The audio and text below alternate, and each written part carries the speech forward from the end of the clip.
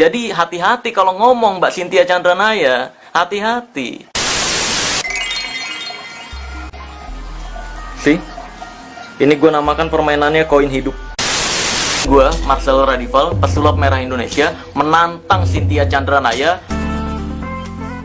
Video kali ini, gue akan membahas seseorang yang lagi-lagi berulah nih. Ini orang gak kapok-kapok berulah ya.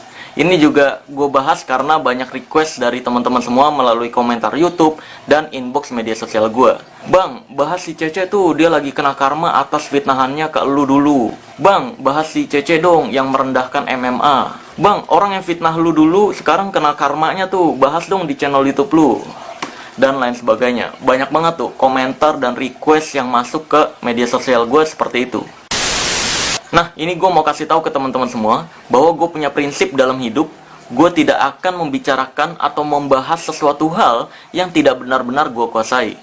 Maka dari itu, untuk kasus tersebut, gue memilih no comment. Tapi yang gue tahu dari kasus tersebut, itu bermula pada saat Mbak Cynthia Chandranaya ini membuat sebuah video yang memberitahu atau menginformasikan bahwa fighter MMA itu jago bertarung di ring, belum tentu jago bertarung di jalanan. Dan dia membandingkan dengan dirinya yang menjelaskan bahwa dia pernah bertarung dengan orang-orang jahat di jalanan, sehingga hal tersebut membuat fighter-fighter MMA merasa direndahkan, merasa seakan-akan fighter MMA ini lebih lemah daripada Mbak Cynthia Chandranaya ini. Lalu fighter-fighter MMA ini akhirnya ngajak diskusi nih ke Mbak Cynthia ini untuk membahas video tersebut. Tapi langkah yang diambil oleh Cynthia Chandranaya ini sangat tidak bertanggung jawab. Videonya malah dihapus dan malah memblokir akun media sosial dari fighter-fighter MMA yang ngajak diskusi ini. Akhirnya makin memanaslah kasus ini. Lalu akhirnya banyak tuh kemunculan video-video yang membahas tentang kebohongan di balik Cynthia Chandranaya ini. Nah, saran yang gue bisa berikan untuk kasus ini, ya tolonglah ketika lu berbuat kesalahan, jangan malah lari dari tanggung jawab. Jangan malah ngumpet, jangan malah kabur gitu. Tapi tolong tanggung jawab terhadap apa yang lu telah lakukan. Kalau emang salah, ya minta maaf. Kalau emang fighter-fighter MMA-nya ini salah paham, berikan klarifikasi salah pahamnya di sebelah mana. Jadi jangan mencontohkan hal yang tidak baik dengan lari dari tanggung jawab seperti itu. Gitu Mbak Cynthia. Oke, daripada gue membahas video yang tidak gue kuasai bidangnya, dalam hal ini MMA dan pencaksilat, karena bidang gue itu sebenarnya 3 hal, yaitu magic, hipnotis, dan rahasia perdukunan. Jadi kalau bidang-bidang ini, ayolah, gue bisa ngobrol banyak gitu. Gue tahu banyak, dari mulai kulitnya, dagingnya, sampai ke tulang-tulangnya gue tahu nih di bidang ini. Nah, lebih baik di video ini, gue lebih membahas secara detail video Mbak Cynthia Chandranaya yang pernah membahas video gue. Dan gue tekankan, di video Mbak Cynthia ini, banyak sekali kesalahan dan banyak sekali tuduhan-tuduhan yang tidak sesuai dengan fakta. Gue akan membahas satu persatu dari mulai thumbnailnya yang clickbaitnya kelewatan nih, ya. Kamu bisa lihat sendiri nih di thumbnailnya. Di sini terlihat ada tulisan berani melecehkan pencaksilat. Saya tantang kamu. Woy. Di situ nulis nama julukan gue, pesulap merah, dan foto gue. Jadi seakan-akan di situ gue benar-benar melecehkan pencaksilat. Padahal isi videonya tidak ada satupun bukti yang membuktikan gue menghina pencaksilat.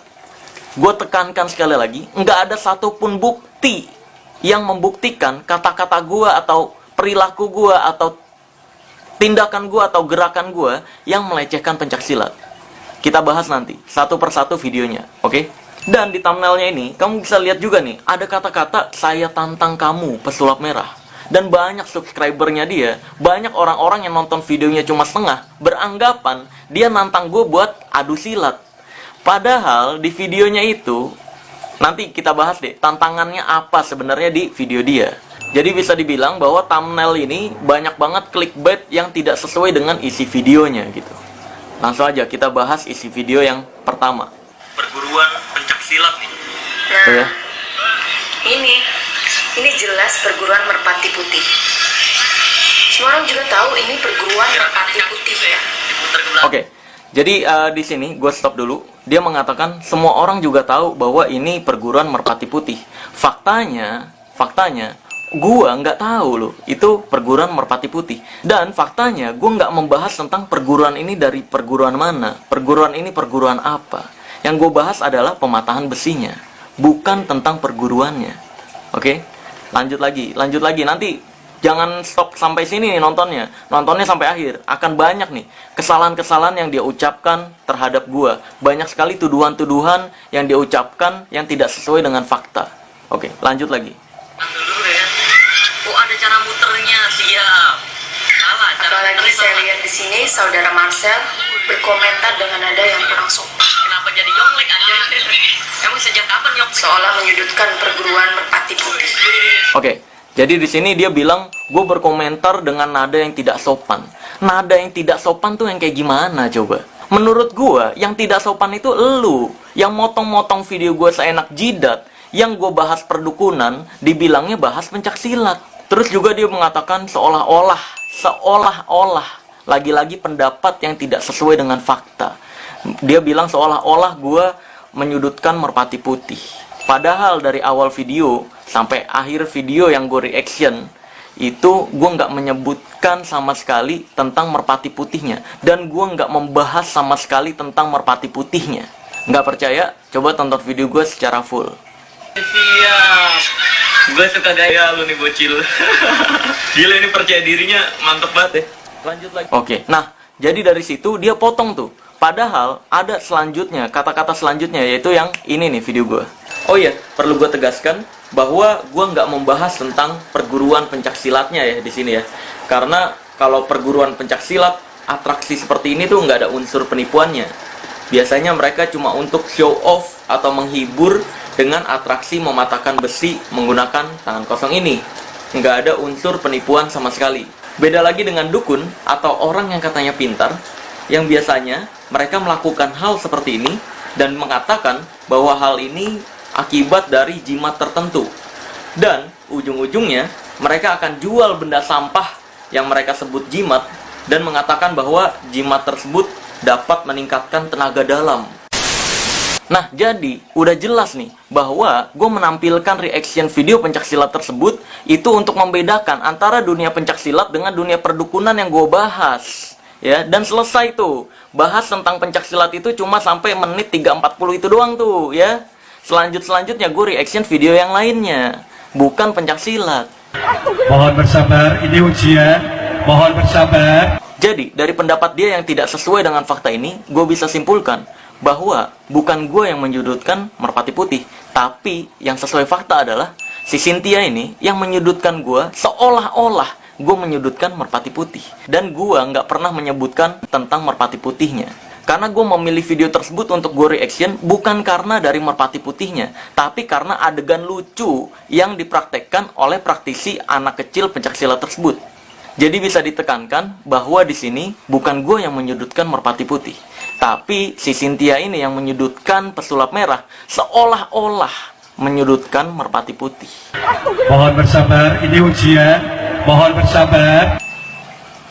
Kalau dukun-dukun biasanya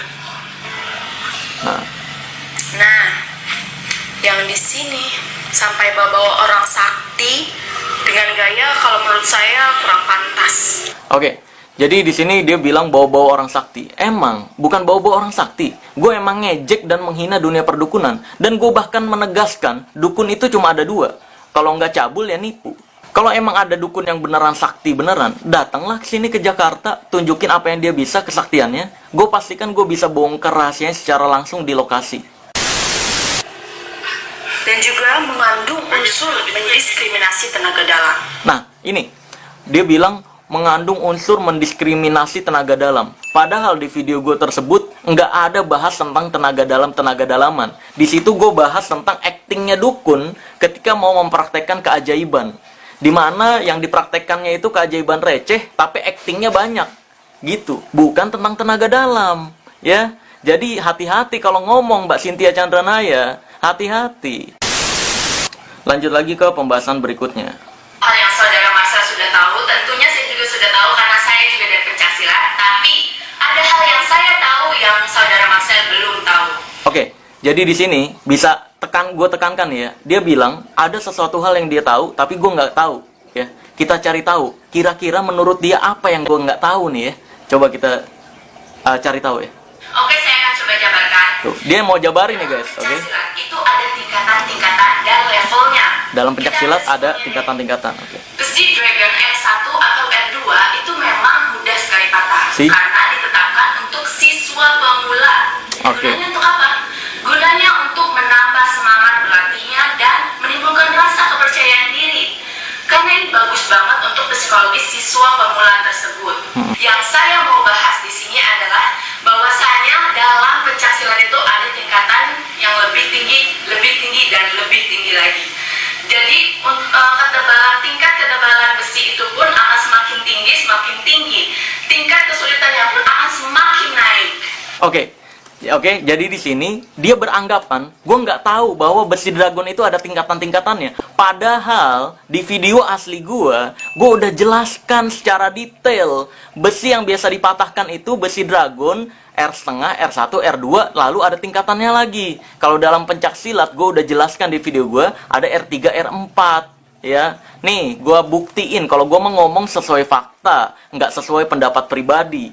Nih, gue buktiin di video asli gue nih. Besi dragon ini ada dua jenis, tapi pada umumnya biasa dipakai adalah jenis yang seperti ini, jenis R. Dan untuk pertunjukan-pertunjukan itu biasanya dipakai jenis yang R setengah atau R1 atau R2. Sedangkan di perguruan silat-silat seperti itu, untuk naik level atau untuk naik tingkat, itu biasanya mereka ujinya pakai R3 untuk mengetes seberapa kepercayaan dirinya, seberapa besar energinya. Karena semakin besar R-nya, maka besinya semakin tebal. Oke, udah nonton ya? Jadi di video asli gue udah jelasin secara detail tentang pematahan besi itu gitu loh. Yang biasa dipraktekin dukun itu yang digunakan R setengah sama R1. Karena biasanya kalau di dunia perdukunan pematahan besi seperti itu untuk jual jimat yang katanya berenergi, ya kan? Dia pakai besi yang R setengah yang lebih tipis seperti yang gue ajarkan di video asli gue, ya kan? Lalu si korban dibilangin nih pakai cincin yang berenergi, lu bisa matahin besi, padahal yang dipakai R setengah. Kalau dalam pencak silat ya beda lah yang dipakai gitu. Jadi bisa ditegaskan bahwa apa yang lu anggap gua nggak tahu itu udah gue jelasin di video asli gua. Makanya Mbak Cynthia, kalau nonton video itu secara full, jangan di skip-skip, jangan nontonnya cuma setengah. Oke, lanjut lagi ke pembahasan berikutnya yang perlu gue luruskan. Oleh kali ini saya, Cynthia Chananaya dan Silat Harimau Utara menantang pesulap merah agar lain kali dalam konten harus punya referensi yang cukup. Oke. Nah ini ya, nih subscribernya yang nggak nonton sampai akhir, nih ingat nih kata-kata dari junjungan lu, dia mengatakan saya menantang kamu untuk membuat konten yang lebih baik dengan referensi lebih baik, bukan nantang gue adu silat, cuk. Kita lanjut videonya lagi. Kalian hanya tahu kulitnya saja. Oke, jadi dia bilang di sini gue tahu kulitnya aja. Sorry to say, tentang perdukunan gue bukan cuma tahu kulitnya doang, tahu daging, tahu tulangnya juga. Makanya Mbak Cynthia, kalau nonton video itu jangan kulitnya doang, tonton sampai inti dari video tersebut apa. Jadi kalau emang salah paham, lo bisa kontak gue dulu gitu loh, untuk nyari tahu atau nantang secara langsung untuk klarifikasi. Jangan malah dibuat konten, jangan malah dibuat drama-dramaan kayak gini gitu. Sejujurnya ini sumpah gue nggak suka banget, karena banyak banget tuduhan-tuduhan yang nggak sesuai fakta, seperti yang gue sebutkan tadi gitu. Karena jika kita tidak waspada, suka-suka gue, bertindak sembarangan, hasilnya pun akan berantakan. Tuh, ya kan, Mbak Cynthia, itu sebenarnya lebih tepat untuk diri lu sendiri. Karena kalau lu semena-mena, sesuka-suka gue motong-motong video, ya, lalu menggiring opini masyarakat pada hal yang tidak gue bahas, ya, itu hasilnya jadi tidak baik. Justru malah memfitnah gue, justru malah menyudutkan gue jadinya. Gitu, Mbak Cynthia, hati-hati. Jadi mulailah hargai dan hormati sesama, terlebih hargai dan hormati diri sendiri. Oke, gue juga bisa bilang kayak Cynthia ini ya.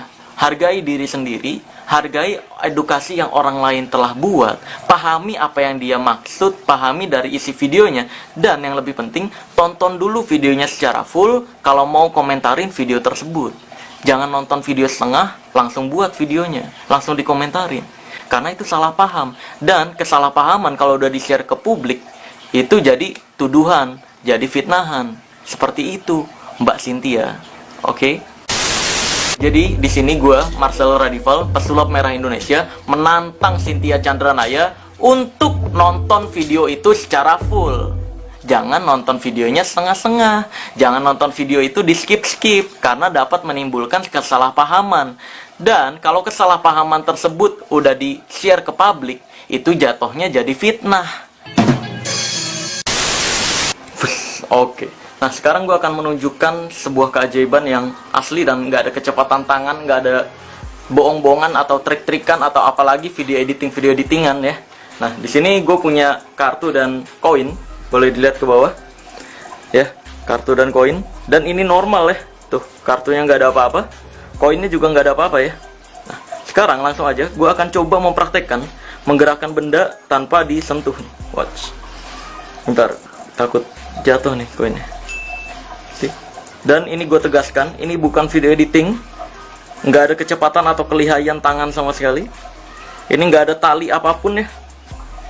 Totalitas bisa dicek dan ini bisa dipraktekkan atau dibuktikan secara langsung. Watch.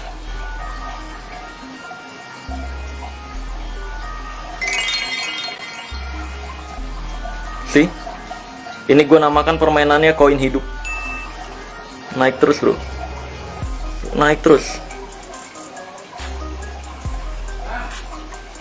Oke, see, ini nggak ada apapun, bisa dicek juga total.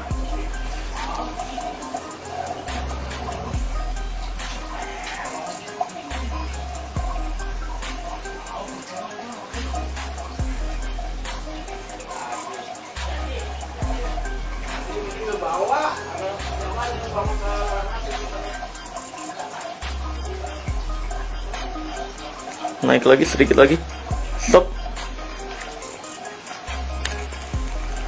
See, totalitas bisa dicek, koinnya dan juga kartunya.